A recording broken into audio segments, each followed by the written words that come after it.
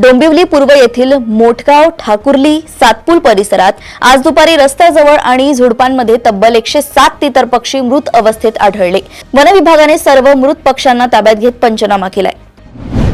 जळगाव शहरातील master colony परिसरात आज शुक्रवारी सकाळी 11 वाजताच्या सुमारास कपडे वाळवताना इलेक्ट्रिक शॉक लागून एकाच कुटुंबातील बाप लेकीचा दुर्दैवी मृत्यू झाला, तर त्यांच्यासोबत असलेली 9 वर्षांची भाची गंभीर जखमी झाली आहे। शनी शिंगणापूर देवस्थानच्या नावाने बनावट ॲप्स तयार करून भक्तांच्या देणग्या वैयक्तिक खात्यात वळवल्या जात होत्या। या प्रकरणात सायबर पोलिसांनी गुरुवारी मध्यरात्री गुप्त कारवाई करत देवस्थानाचे कर्मचारी सचिन शेटे आणि संजय पवार यांना अटक केली आहे। पुण्याच्या नारायणगाव जुन्नर रस्त्यालगत साकार नगरी सोसायटी जवळ रात्री 8:15 वाजता 18 वर्षीय तनिष नवनाथ परदेशी या तरुणावर बिबट्याने हल्ला केलाय। तनिषला नारायणगाव ग्रामीण रुग्णालयात दाखल करण्यात आलं असून त्याची प्रकृती स्थिर आहे। महायुती सरकारच्या वर्षपूर्तीचे औचित्य साधून मुख्यमंत्र्यांनी आज आपल्या निवासस्थानी मुख्यमंत्री आरक्षणाचा लाभ घेऊन शासकीय सेवेत रुजू झालेल्या अनाथ मुलांशी संवाद साधलाय। राज्यातील 862 अनाथ युवक युवती स्वावलंबी होऊन समाजासाठी कार्यरत असल्याचा अभिमान त्यांनी व्यक्त केलाय।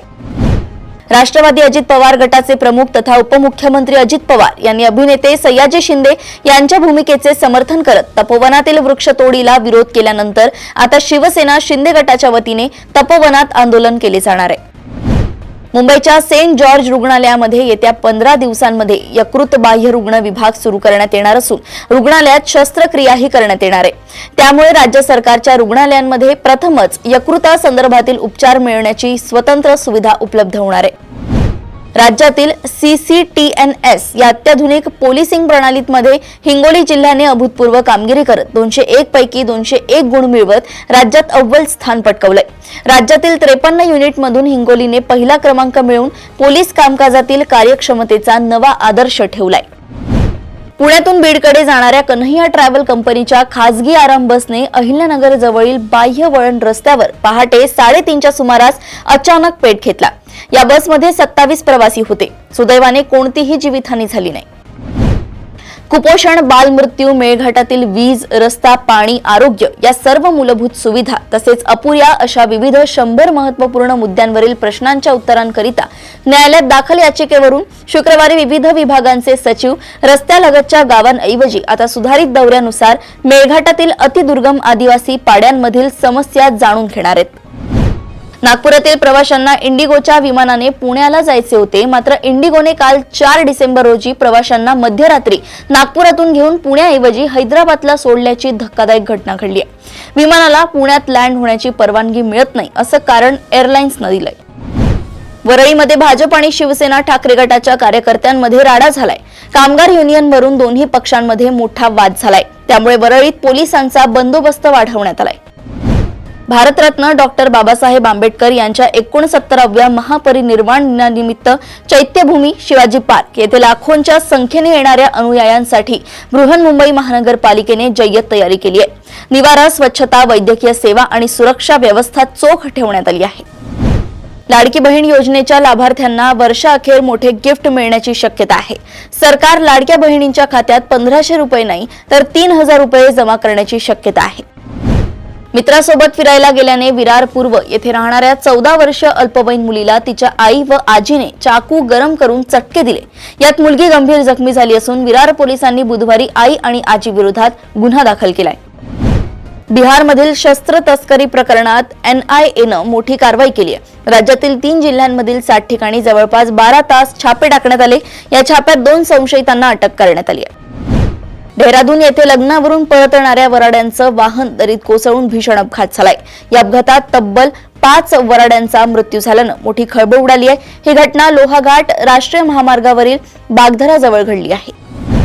कर्नाटक सरकारने 18 ते 52 वयोगटातील सरकारी महिला कर्मचाऱ्यांसाठी आता महिन्याला 1 दिवस सशुल्क मासिक पाळीची रजा मंजूर केली आहे।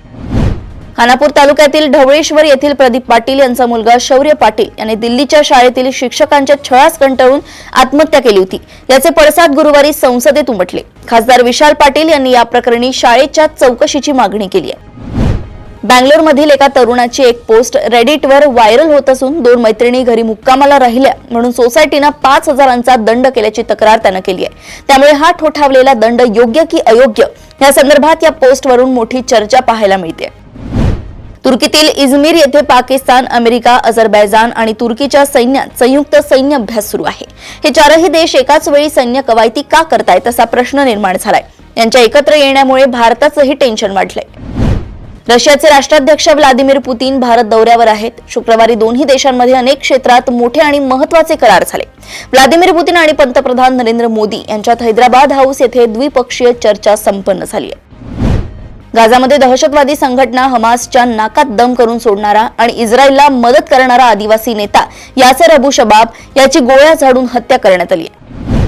नाशिक रोड पोलीस ठाण्यात शालार्थ घोटाळ्याचा गुन्हा दाखल झालाय.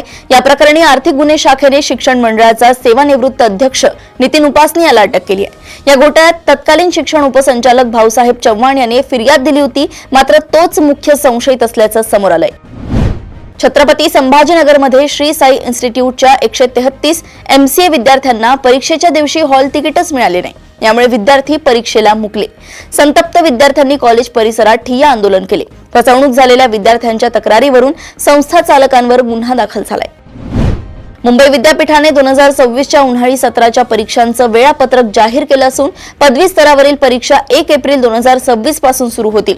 विद्यार्थ्यांना परीक्षेच्या 4 महिन्याआधीच आसन क्रमांक आणि परीक्षा केंद्रांची माहिती डिजिटल युनिव्हर्सिटी पोर्टलवर उपलब्ध करून देण्यात आली आहे.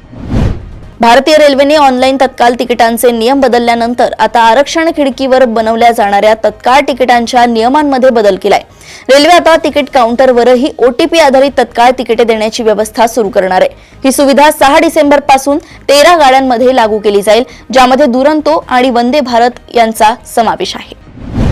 केंद्रीय अर्थमंत्री निर्मला सीतारामन यांनी नुकतेच लोकसभेत आरोग्य सुरक्षेपासून राष्ट्रीय सुरक्षा उपकर विधेयक 2025 सादर करून एक महत्त्वपूर्ण आर्थिक सुधारणा केली आहे. या विधेयकाचा उद्देश देशाच्या राष्ट्रीय सुरक्षेसाठी आणि सार्वजनिक आरोग्याच्या खर्चासाठी कायमस्वरूपी निधीचा स्रोत उपलब्ध करणे आहे.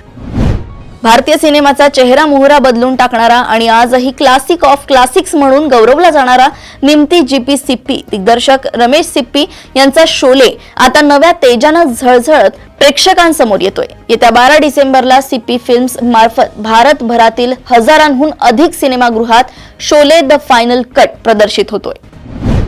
T20 मालिकेतील पहिला सामना कटकमध्ये होणार आहे. या सामन्यासाठी 5 डिसेंबर पासून तिकीट विक्री सुरू झाली आहे. असं असतानाच चाहत्यांनी ऑफलाईन तिकीट घेण्यासाठी एकच गर्दी केली. त्यामुळे काही काळ गोंधळ उडालाय. इतकंच काय, चेंगराचेंगरी होती की काय अशी भीतीही वाटली, पण पोलिसांनी परिस्थिती आटोक्यात आणली आहे. अशाच सुपर 30 बातम्या जाणून घेण्यासाठी बघत रहा देशोन्नती. नमस्कार.